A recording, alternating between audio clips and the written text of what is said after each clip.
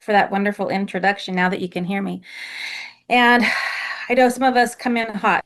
We're like, oh, we got something on the calendar. Let me get on there real quick and let's take a few minutes and breathe. I want you to breathe in. A lot of times, our problems of not being able to see clearly or think clearly is that we're still up here in our essence. Breathe all the way in, nice and deep through the nose, all the way down. Imagine you're breathing all the way into your toes. Get into your body. Just relax and be present. We're going to be here for the next hour or less together. Nothing else is more important than you, what it is that you're wanting to hear today, whether you know it yet or not. What is waiting for you to come in and be received and play together. So thank you for the few minutes of just grounding and being present. Okay. So have you ever heard of this statement? If you need to get something done, give it to a busy person. Yeah. Yeah. If you're like me, and you probably are, yeah, then you're like, hey, everybody notices you get stuff done. I'm gonna give you my extra work that I can't get done. So this happens and it makes us feel good at first, and then we're like, wait a minute, what do you have going on that you're not doing this yourself? So sometimes boundaries you know about from other people's perspective, and we don't, I'm going to say today, we're going to learn to not care. Let's not care a little bit about what's going on with other people more than what we care about what's going on with us. And that's what the energetic boundaries are all about. And that's a good reminder, my little phone off, or at least to silent.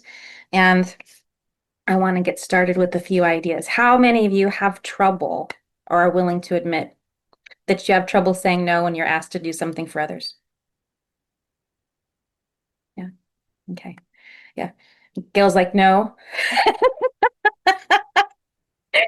I've learned how to say no. Good for you, Gail. Amazing.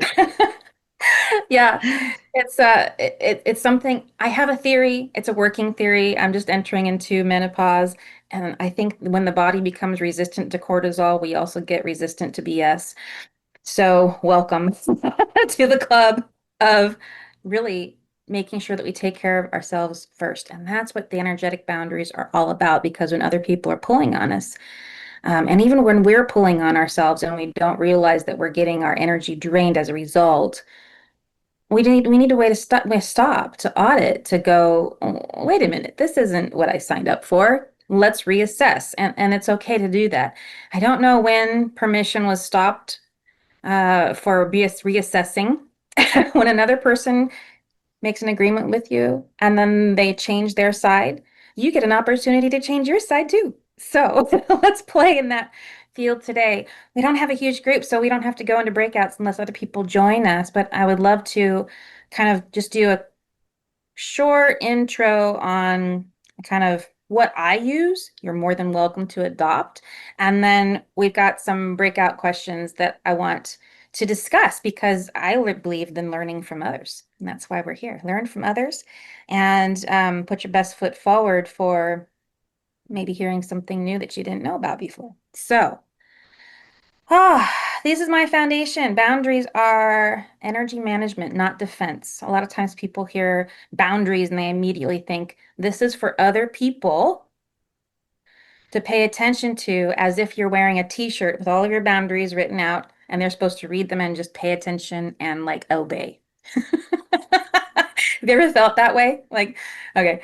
So boundaries are actually meant for you to manage. You can be completely silent about what those boundaries look like and how you have articulated them in your mind or on paper, even. Like if you want to put down, these are the terms of conditions for relating with Eva. If you want to put those down into writing, you can, but you don't have to be hard about upholding them. You just want to make sure that you are okay with whatever agreement you make. So boundaries are not for others, they are for you, so that you can learn that you can count on yourself to hold your own agreements with you. There's nothing worse than not being able to trust yourself.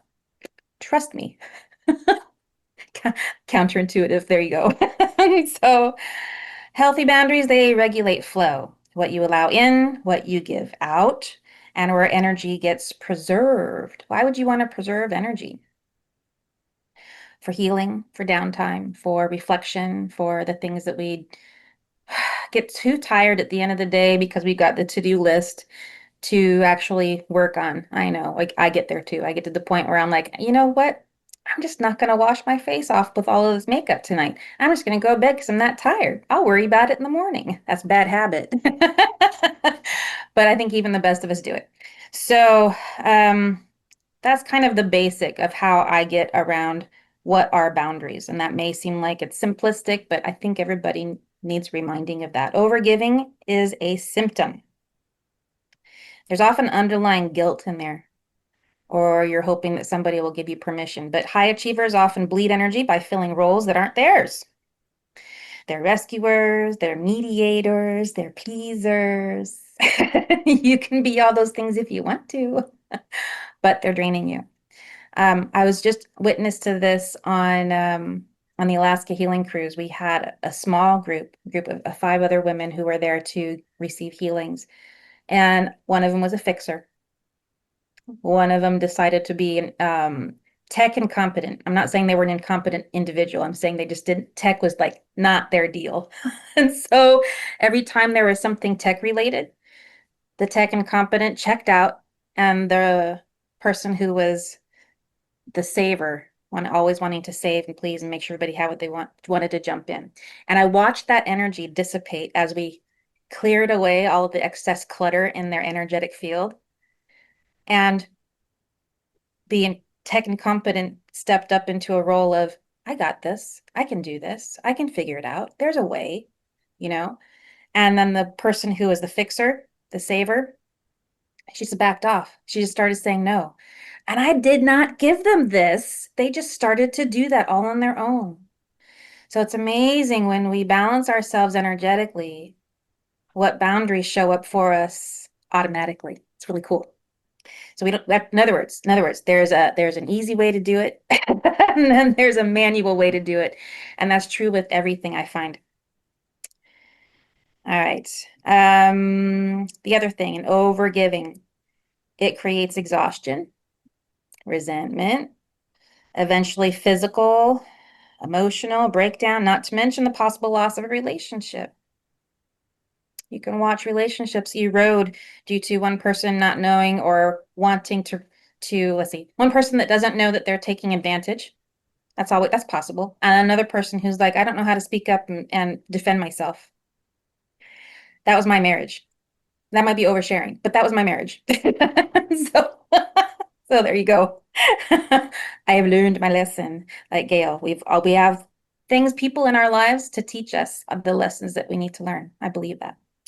Even the ones that we think are a pain in the butt, they're there for us. So this is that opportunity. If you remember last time we were all together, reframing. Overgiving isn't generosity, it's leakage. So we're, rather than framing something that we think is negative into positive, we're doing the other. Something we think is positive into realize that this isn't for your highest good. This isn't for your highest good. So, how do you make up your mind? We'll play with that. Energetic audit principle, just like you'd audit your finances, you can audit your energy. And it doesn't have to be like I like to say, boundaries are not something like the Ron Popeil, set it and forget it rotisserie machine. It can be changed. It can be, you can update it as you desire. And of course, you can update it according to the relationship. So how close you are with somebody versus, a close relative, your spouse, your child, versus somebody that you just met in a networking meeting. Okay. So we can adjust accordingly. I think that makes sense, right? Makes sense. Okay, we're going to play with more of that. Every relationship, commitment, or thought pattern either adds to or your reserves or drains them. And I like to think of it as an energetic bank account for healing. So make more deposits than withdrawals, and you'll be fine. That's how I think of it. Simple awareness shifts. It shifts everything when you ask, this is a leak. Can I patch it? Or is this something that I don't need to patch and just say no to? All right. So that's my my foundation. Is that on board? Does everybody kind of have, what's your thoughts initially on that? Is that like yeses to that's about what you use already? Or no? Yeah, okay. We lost Catherine and Sarah off screen, but if you want to open up your sounds great, good. If you want to open up your microphones and join us, we're going to start a breakout room right here because there's only a few of us. Unless, Linda, do you think we should split into three and three, so we could be more intimate? I actually don't know if Sarah's going to be able to come off of mute and be on video. Same Okay. with Catherine. So based on that, I think we just use this as a There's breakout. Catherine. Oh, there's Okay. Catherine. I'm back. Yeah. Sorry, guys. No All worries. right. Some We work missed going on you. in my house. I could hear everything. Yes, I figured. Oh, good. Sarah's with us too. All right. Excellent. All right. Well, cool. Then we'll stick with plan A. If we feel like there's too much in the main room here, then we'll split in three and three, but I think we'll be okay. So I have three sets of two questions that I want to play with you. I'll write them in. Where do you notice yourself saying yes when your body or spirit is saying no? That's question number one. And I'll put question number two. You can pick one or the other. When you think of resentment in your life, what pattern of overgiving is hiding, I can spell, behind it? All right. So let's do this. We'll go around and I want your name, your company name, and your claim to fame. Think of it as an elevator pitch for a two-story building. Short. And then pick your question and share that. All right. So my claim to fame. Do you want me to start? I'll do the example. I'm Eva Vennari, founder of the Elevate Institute. My claim to fame is dragons. Where do I notice myself saying yes when my body or spirit says no? Thanksgiving dinner. I have to I have to learn when to say yes and ask who's going to be there. All right. That may seem simple, but you know how many people get sick ahead of Thanksgiving dinner because they don't want to attend with who is going? It's sad. But anyways, okay, who wants to go next? I'll jump in. So I'm Kathy Dirksen. My company name is Inspired Tenacity. My claim to fame is coordinating multi-author books. All of this stuff is a massive part of every day of my life.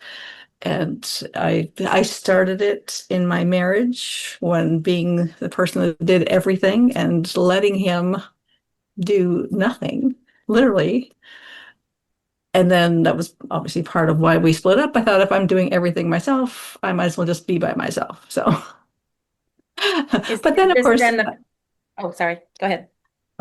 I found myself continuing that role though with my daughter, who still lives with me, and she did have health problems for a while. So I fell into that kind of nursing, doing everything for her.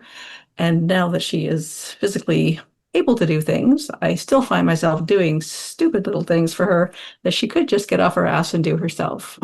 I go ahead and I do them and resent it and get pissed off about it, but I keep doing it. So we've noticed the pattern. That's the pattern. Okay. Yes, I'm aware of the pattern. All right. All right. Very good. That's step one. Okay. Hold that thought. We've got more. Who wants to go next? Gail or Catherine? I'll go. Yeah. My name is Gail Stevens. I have a consulting firm called Strategic Impact Group. It's business and community collaboration, working on the corporate side with executives, leadership in their companies to be more strategically impactful in the community. I think I'm known for relationship building and connection. And I noticed myself saying yes my body or spirit is saying no. I I have an acceleration mindset with my company because I just feel like I'm trying to really pull it together. I'm not throwing spaghetti on the wall to see what sticks, but as a result, I take in, as I say, strategically from various key organizations or people and mentors and coaches. And so I have to pair that, be streamlined to make sure that I'm focusing on moving forward and not being drawn into, really great ideas and people, but take me a little bit off of the pathway that I need to stay on. It almost sounds like the shiny new object could be more fun for a few minutes, but you learn better. Yeah, I like shiny. Yeah, I have been known to go for shiny objects. Okay. Yes. Okay. Good share. Thank you. And Catherine. So my name is Catherine, and my company is called the C Group Studio. And my claim to fame, I guess I've been told that my keynotes on Presence Reimagined are very powerful, so I'm really excited about that. And I guess if I was to think of resentment in my life, I went through a divorce, well, not even totally divorced yet, but about 6 years ago. And I think the guilt I had about kind of ending a traditional family unit, 'cause I have two kids, definitely made me more of a kind of like a yes person to my ex and always like feeling like I'm just trying to keep the peace and, get talked to and treated the way I would never normally tolerate. But I just, and it has caused some resentment because I'm just like, this is not. This is not how, I want to show up in the sense of allowing that to happen. So I've been struggling with that, but yeah, that's what I would say. Yeah. And I'm going to add 2 cents to that on resentment. It is common energetically for it to live in our pancreas. Mm. And depending on what's going on in the body, other areas or other things going on, you could be absorbing the common, let's see, lead is oftentimes absorbed into the pancreas at the same time, creating an even weaker pancreas. And shake off, get rid of resentment as fast as you can. Like I don't talk about get through a painful moment quicker than you need to, but this one I do because the longer we sit with resentment living in our bodies, the more likely we are to develop even more serious physical illness. And I do mean like cancer. Like it can develop. This is something I noticed in my own family. And I have to be careful of it because it's a learned behavior. But I think we all kind of touched on that a little bit. And I want to make sure you know the ramifications of holding on to it for too long. It's like we don't Mm. want to be on our deathbeds going, will you forgive me? Or do you love me? Or we don't want those are the number two things people ask on the deathbed. They say that. Mm. So let's not do that. Yeah. Pancreas, I was not aware of that. Yeah. These are the things that I see. This is what I witnessed also with my own mother. My own mother, she was very resentful of not being able to live the life that she wanted, and she ended up with pancreatic cancer. And I know for a fact she had lead toxicity because I was her mineral practitioner, so I could see it. I could see it for her, and it was difficult for her to let go of that her whole life. So, anyways, little share. Okay.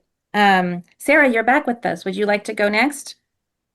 Sure. And I'm here, just not always on camera.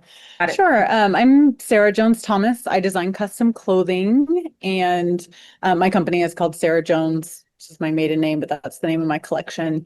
And I mean, I think my claim to fame is just empowering women to show up elevated and where they are trying to attain to visually through their wardrobe for that. So just really helping them to kind of up level and gracefully stand out in a crowd, but not in an obnoxious way, but in a ooh, who is that interesting way. So Cool. All right. And of the two Oh, questions we had and above, yeah. you get to pick one. Mhm. I don't know if I Lauren think, can well, I see that. think what's interesting is I think they're very tied together. Like I've noticed that when I don't listen to my body, that I'm like, okay, I totally want to say no. I definitely should, these things. And I usually find that that is when there's something that started out good and fine, and then either somebody like keeps rescheduling, keeps pushing the time, keeps doing things, or whatever, like kind of it's sort of like that creep where it's like it didn't start Yes out as turns to a anything no. against. Yes, exactly. And it's like it gets that far, and then it's like, well, we're this much invested, and I had said yes, but now it's this, and that's okay. Well, now it's this, and those are the times that then in hindsight, it's like, oh my gosh, I should have said no the second. It was not that was not what we agreed to. We agreed to this.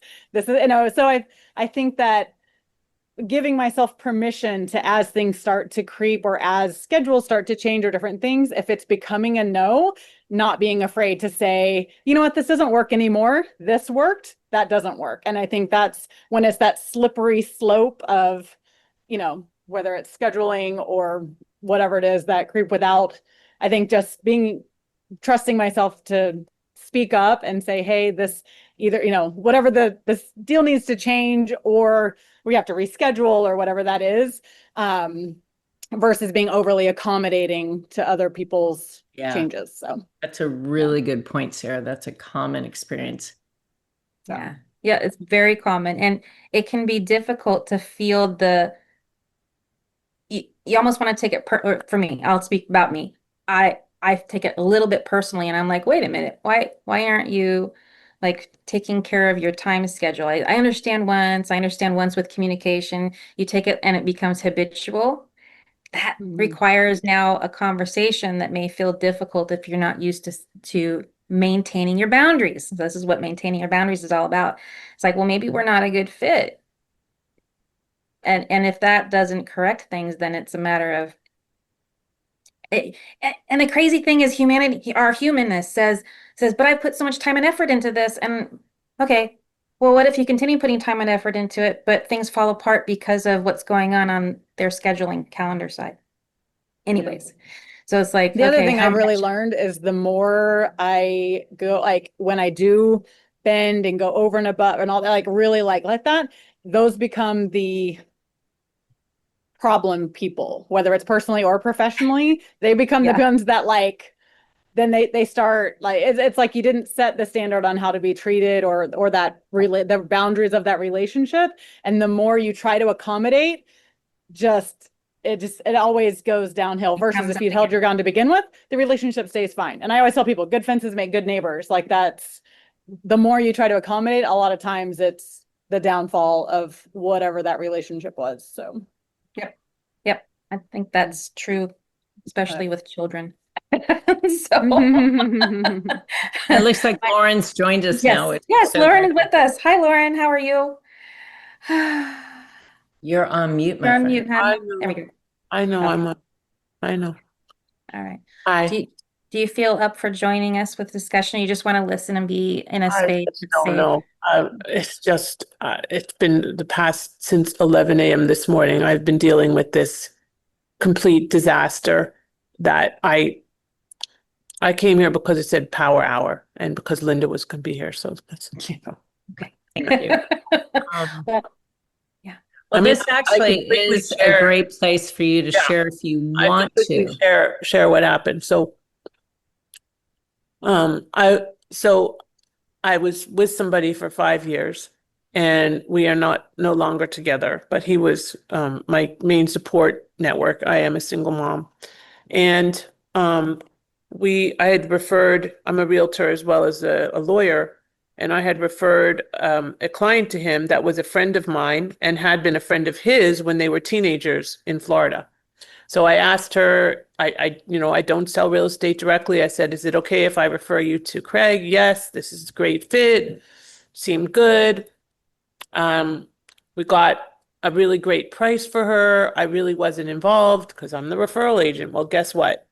He wasn't transparent, and he ended up representing the buyer as well as the seller. And I didn't even know that. And I don't know if I didn't know because he wanted to not give me a piece of that side, or if I didn't know because she didn't know. So he has to disclose it. It was on the offer, but that's it. He didn't tell her, and she was at Verbally. the hospital with her daughter when she signed back the offer, and he knew that. So she feels bamboozled, and then something happened with the title company. And today, so until today, she was like, this is none of this is your fault. And today she's blaming me, and she's mad at me that I didn't have her back. And I really didn't, because I didn't know I had to. And it's just a complete mess. And she's like a Reiki healer and all of this, so she's really into, you know, the woo-woo stuff, and I'm much more kind of pragmatic. But I've really been trying to acknowledge her, and it's my birthday tomorrow, and all of this is going on, and I'm like, I'm like bloody drained, and I feel like, you know, he should lose his license. He really should. In the US, that's against the law. Yeah. Real estate agents can't represent the buyer. Yes, and they can. They can. You just have to disclose it. yeah, but like the disclosure is a piece of paper It's that there. you both have The to sign. disclosure is there. She did not.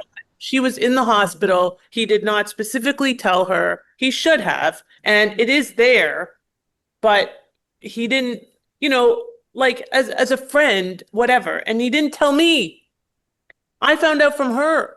So I'm feeling the same, like he didn't have my back, that she feels that I didn't have her back, but I'm feeling bad because my number one value is integrity. So my integrity has been compromised by him. And I'm like, are you kidding me? And he's like, oh, Lauren, you know, I've been going through a lot. I'm like, I don't fucking care. You don't put somebody in this situation. Like, how dare you? How dare you? Right. So Eva, So, what do you think? Well, I hear a couple of things. First of all, I'm sorry that you're being put in the middle of this very difficult situation. Very. Two, she needs to read before she signs anything. This It's is a hard 100% lesson. true. Three, you're not responsible for what another person does, and it does not affect your integrity as much as perception thinks it does. So your integrity is still intact. Thank you for saying that. And the other Yes. thing that I think is if she is really a good friend to you, Lauren, and she's someone that you've been involved with for a while, She's not a knows- really good friend. She's a friend. Okay, but still, I would say I'm a friend, and I absolutely know your integrity. I absolutely, beyond anything else, would say to anyone, Lauren Cohen is a very honest, trustworthy, credible expert. And so I know that about you, and I would say I'm friends with you, but I haven't known you for years and years and years. It's pretty darn apparent, right? It's apparent with you. So the one thing I would say is, you know, she may be reacting emotionally because she's feeling betrayed and hurt and all that. But when she reflects on the person you really are, there's no way she can doubt your integrity and know you. So I would ask her questions around that. How well do you think you know me? Would you say you know me fairly well? Would you ever accuse me or even suspect me of doing something that wasn't above board, wasn't completely honest, wasn't completely in integrity? She will have to say, no, actually, I'm really surprised. Well, you're surprised because I didn't know. And had I known, I might have, you know, taken the step to bring you two together to ensure that this was not just a document you signed, but it was a conversation you had, right? But I am as surprised as you are. And if She doesn't like you know that. me, That's why she's mad at me, because I'm as surprised as she is. And she says, well, you should have paid attention. But I didn't even know. Like, well, that's silly. And I think the Yeah. real issue is she's reacting emotionally. And if she has any degree of trust in who you are and your relationship over the past however many years, she will know that this is very out of character and out of who she knows you to be. So it's likely that what you're telling her, I literally had no idea, and it's not my place to watch your contract. It is not my place to be a steward over what you're signing. That is not my role. That is not my responsibility to oversee, manage, dictate, or even watch or warn you of something you're signing. This was between you and Craig, not between me, you, and Craig. Didn't even see it. I never saw it. So there you go. Yeah. Yeah, it hurts because you're being accused of something that just totally isn't true and it's fabricated. And it means she's thinking the worst of you. And that's personal. You can't take it any other way. There's also the heat of the more than the moment, the heat of the situation that is just so intense. Very. Yes. That if you step back, like Linda's suggesting, I find myself stepping back to look at situations and to be able to evaluate how I want to respond. My Linda's advice was great. I'm just making a comment that when we are in the heat of the moment or the heat of the situation, it's easy to get mired in that further. And that's just a observation. It's not like, the one thing I stand by is I didn't say, here, this is who you're working with. I said, would you be okay? Would this be a good fit for you? Let's see if it's a good fit. Absolutely. And throughout the process, I said, is everything okay? And then I saw the price, like we listed it, it was an auction. We listed it for $495. It sold for $755. I mean, that's $260,000 over the auction price. And and it's for a charity. It's not even, the money's not even going to her. It's going to her family foundation. And I'm like, just look at the prize. Like, let's focus on getting this done. And then we can deal with all this BS because, I mean, it's a good number. Exactly. So that's a great point. But the other thing, when I was practicing, I have a PhD in clinical psychology, and I was in practice for a number of years. And a lot of times there was, with the clients I served, projection, right? Which is what she's doing. And there was this projected sort of sometimes anger, frustration, anxiety, I mean, name the thing. And what I often used in those times is a recognition of the emotion that they're feeling and let go of where it was directed. So for instance, if someone's coming at you and it's inappropriate that they're coming at you, they're redirecting their anger to a safe place. You're a safe place as compared to Craig. So she is leashing on you, right? Really unleashing on you because you're a safe repository for all that anger. And that happened to me quite a bit. So when a client would do that, I would say, wow, it really sounds like this is tough for you. And I am so sorry you're going through this. Like the amount of energy and agitation, anxiety, frustration, anger, whatever the feeling was, feels incredibly overwhelming right now. And that has got to really be difficult for you to carry. So I really just want to acknowledge the incredible amount of energy you have around this. That's got to be so hard to carry. And so tell me, where's that coming from and what's going on? So I got them to explore the feeling, and I let go of the direction that it was headed.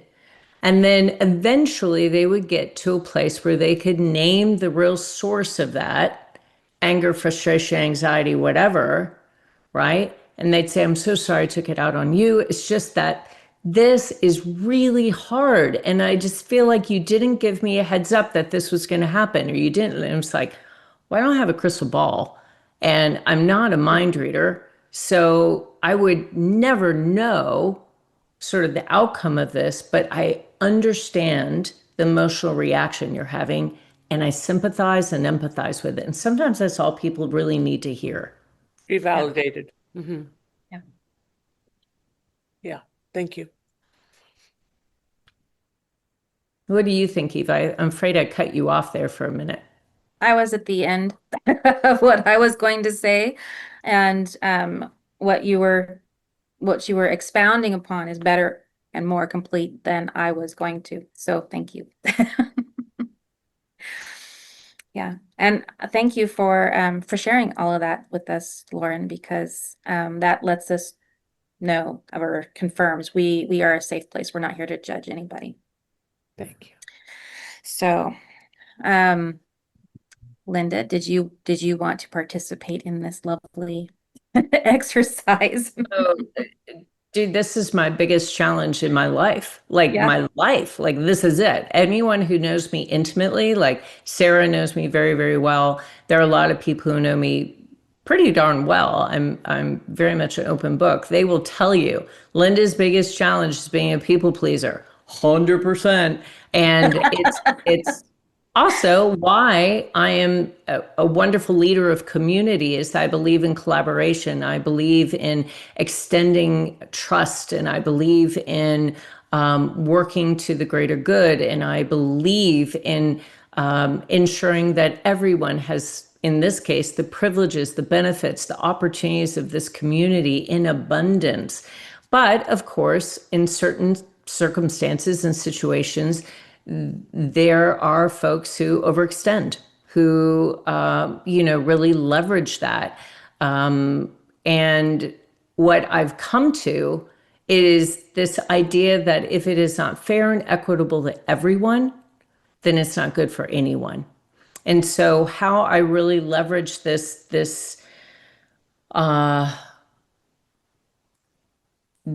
knee-jerk reaction to just say yes and just do what anybody wants me to do all the time, how I really begin to evaluate and assess whether or not that's what's being asked of me and what's being requested is appropriate, is thinking about, is this fair to everyone? Is this equitable to everyone?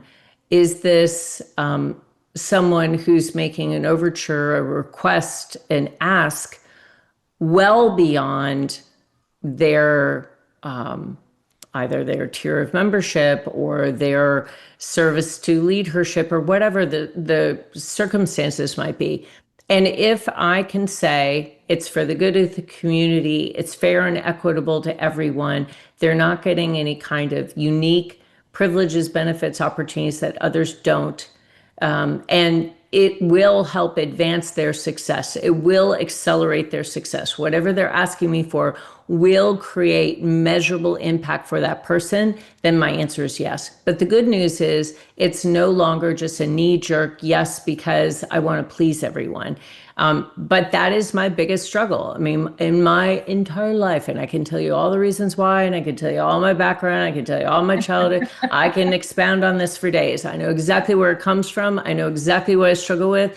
I know exactly what my Achilles heel is. And because of that, I'm much more sensitive to creating balance in my life when it comes to people making requests of me that feel extraordinary.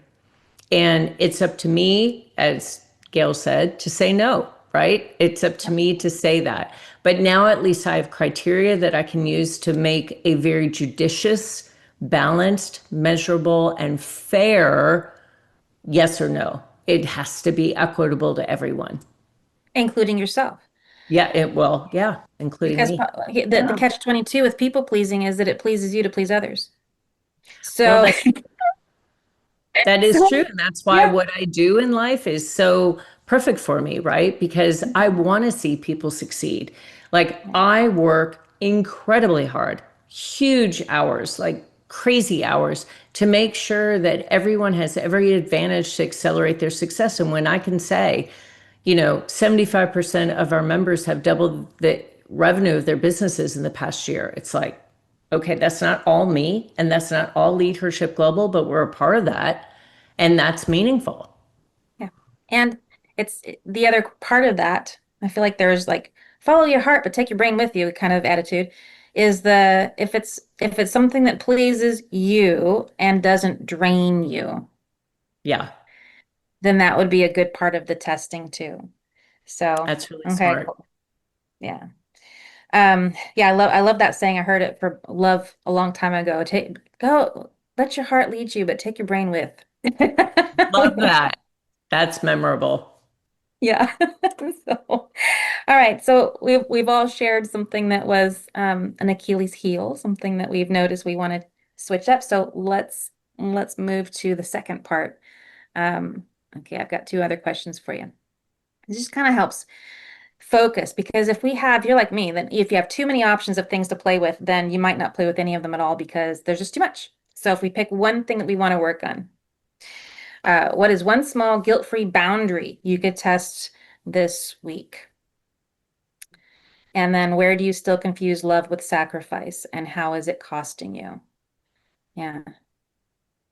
Love, it could be love, not just love with relationships to people, but love with your work or, well, those are the two places I'm immediately thinking off the top of my head. So, yeah, go ahead, Gail. So I'm going to respond to the first one because I actually had the opportunity today. So I've already done my work for the week.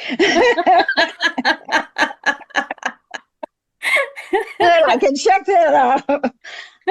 No, I had somebody that I follow on LinkedIn who's very, very good. She's a coach, and I participate in her sessions when I can.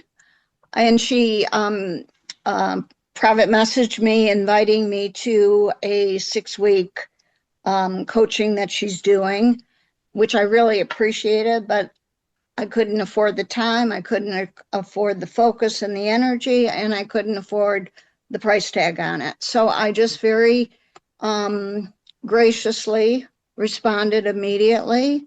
And I think also because we have that relationship, that made it comfortable to be able to say, I really appreciate the invitation.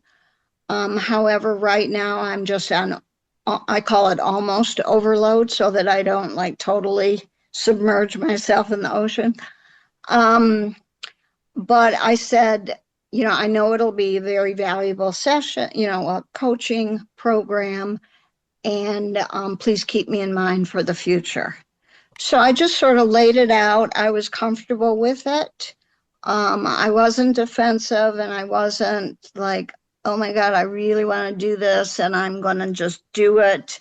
The boundaries that you said, what was really struck me is they're for our own management as well as for other people. So that's how I handled that one. Really good example. I think that's one we're faced with every single day when we hear of an opportunity and we're like, oh, I want to take advantage of that. But you already have commitments on the books. And it's the last thing you want to say is, I don't have the money for that. It's more like, I haven't planned that in my budget. Right? There's other ways to do it. I love that. I know Akashic records. Yeah, I do. That's good subject, but we're not going to fit it in today. We have we have 10 minutes left. And I want to make sure that we are able to wrap up. I don't know that we'll have time for everybody to go through this last question. Should we give it a try anyways? Yeah, let's do it. Let's give it a try. Okay, so um, let's see. Sarah, Catherine, that's you. Oh, okay, very good. I loved Catherine's first share. It was really, really honest, transparent, vulnerable, everything. Catherine, thank you. Oh, of course, of course. Okay, so wait, what am I answering right now? Sorry. What Oh, is I'm gonna one put the heart. I small put the heart on guilt-free it. boundary? Got Yeah. it, got it.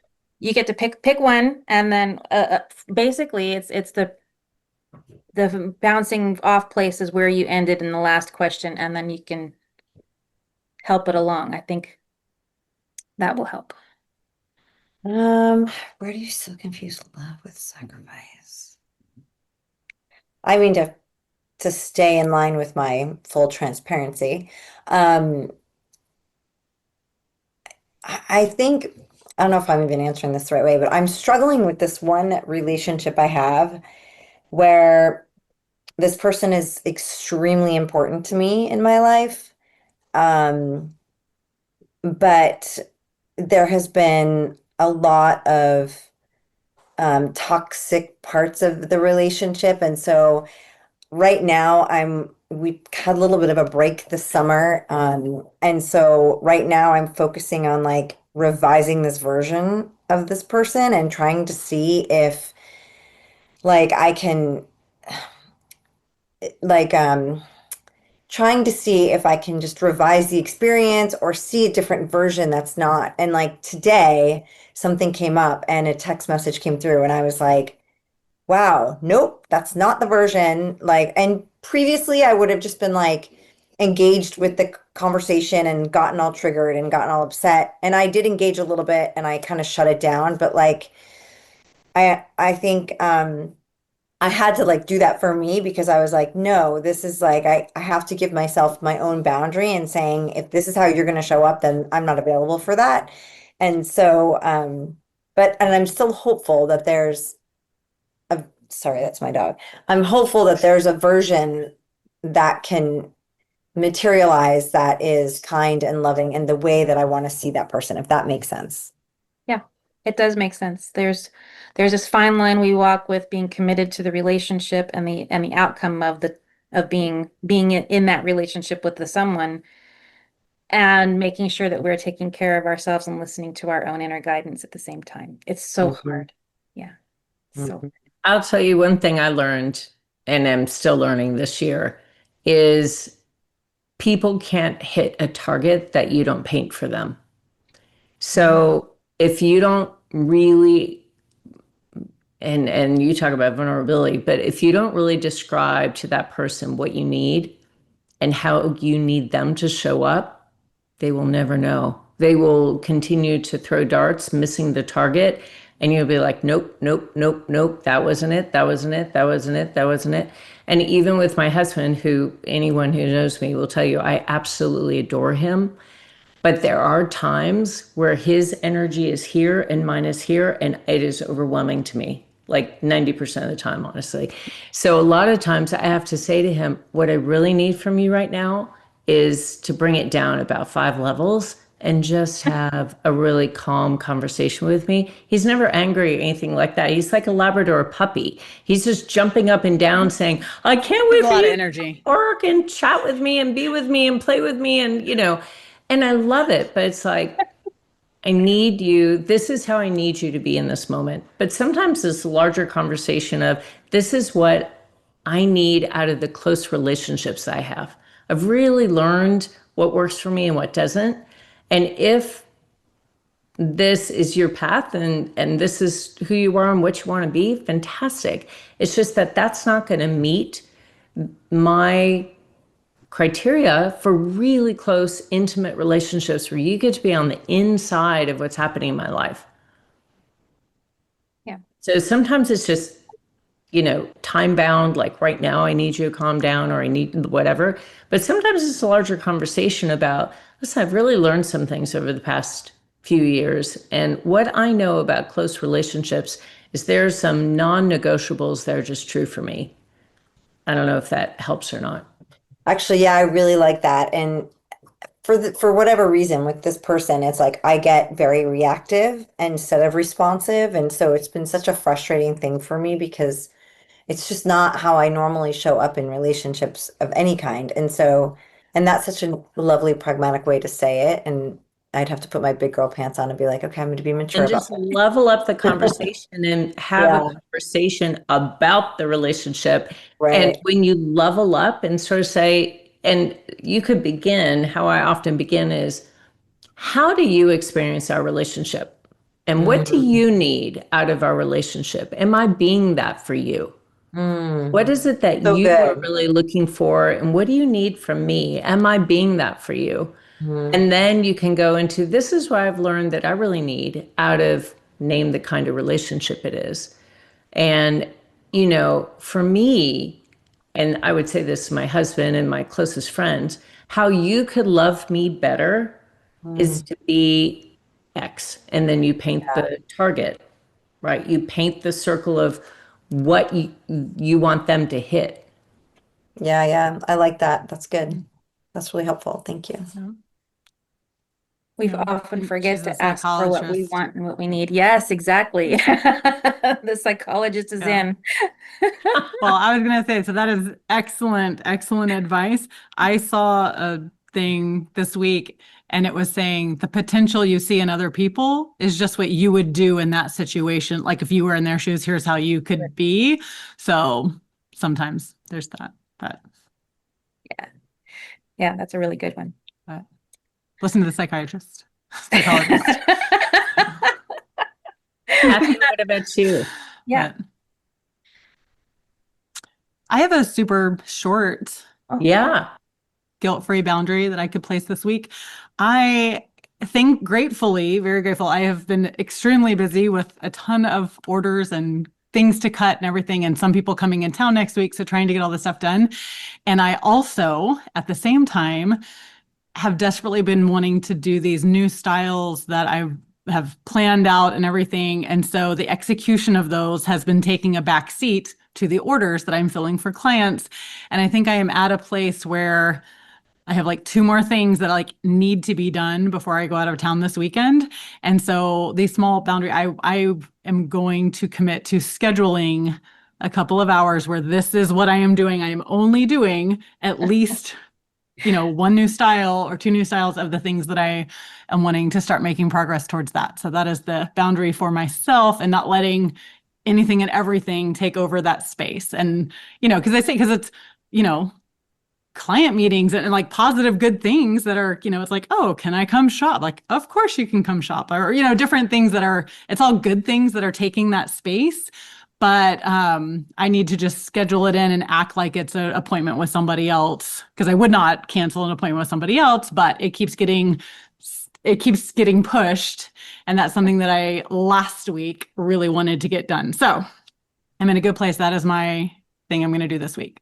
I love that. What's going to happen if you don't stick to it? What's the consequence? Well, I won't have it, but the consequence will be, that's a good idea. What is your suggestion? What is your suggestion for that type of framework? Well, play with this idea. I know that we don't give ourselves oftentimes a moment to just relax unless we pay somebody to help us relax, like massage or whatever. So maybe the consequence is, and I hate to say don't like take away self-care, but it's more like you don't get the candy, you don't get the dessert at the end of the meal kind of situation. You have to come up with what motivates you the best. I don't know what motivates you necessarily. So well, the candy is having the style done when I get back from out of town is the candy. Like, so basically, so it will be its own thing, is I won't have the new thing if I don't get it done. So that'll be very disappointing, but I will think of something else. But any suggestions from others in the room that might Well, have? you won't have the future designs to create future sales. And so, it's almost as though you're taking care of current sales and sacrificing future sales. And so you could think about, you're going to the gap that you're creating between delivering on current orders and preparing for future orders represents this will not be true, but $100 a week. So you're going to sacrifice going out to dinner with someone you love, or getting Starbucks every morning, or whatever, to make up for that gap that you were creating by not focusing on future revenue now. Yeah. So that could be pain. That is definitely pain. Yeah. Love your future self is what I call that. By doing what you know you need to. I know we are at the less than 1 minute mark. And I feel like there's probably a whole another hour in here, if not more. This is a great conversation. I want to thank you all for participating. May I spend the last few minutes with some fun recommendations before we close out? Is that all right? We have a few minutes. All right. Oftentimes I'll use this simple one and I'll just repeat it over and over again until somebody figures out what they're asking me is too much. That doesn't work for me. I know you've heard that one before. That doesn't work for me. And let it be silent. Let it just drop. That doesn't work for me. Try that one out. The other one is I can commit to this, but not to that part of the request. This is fun to play with because you get to have full control over what you're willing to give, time-wise, resource-wise, whatever it is. And you still get to say yes to some. See if you want to play with that. The last one is from Chris Vaughn. Never Split the Difference. This is one of my favorite books. He talks about negotiating. Have you anybody read this? Yes? Okay, good. Okay. He says, when you're negotiating and somebody's asking you something that you feel is a little bit impossible to do, repeat what they're asking you to do. Just repeat it. Repeat what the request is. And then ask, how do you want me to do that? And keep doing that until finally they give you all the answers. It works really well.